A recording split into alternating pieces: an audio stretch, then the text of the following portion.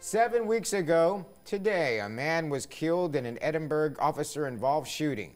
The investigation is not closed yet, but the officers who were involved in this shooting are back at work. The man's wife still has a lot of questions. Action 4's Grande reports now from the Farr McAllen newsroom. The 5 officers involved in the Edinburg officer-involved shooting are back at work after a 7-week paid administrative leave. But the events that led up to the death of 39-year-old Jose Lopez are still unclear. I'm still waiting to hear what happened.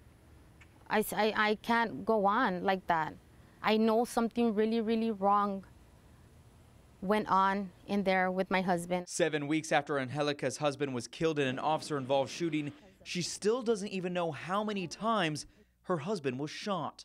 Nobody could tell me anything because it's an ongoing investigation. The Rangers' investigation has still not yet been released, and they aren't talking to Angelica or the media.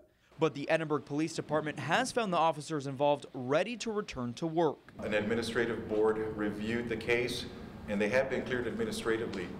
There is no evidence of any policy or procedure violations. Angelica was the one who called police to report her husband wasn't well and was a danger to himself. But now she is left wondering what would have happened if she didn't. This was not domestic violence.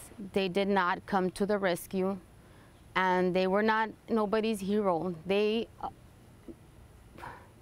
murdered a man that was ill. Strong words from a woman whose life has been shattered and can't understand why.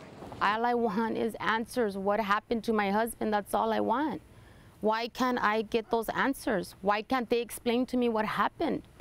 Angelica tells me that the Texas Rangers promised to sit down with her and answer all her questions when the investigation is through. Angelica is still waiting for that call. At the Farr McAllen newsroom, Grande, Action 4 News. Also, when the investigation is finished, the Rangers will hand the case over to the Hidalgo County District Attorney's Office for grand jury review.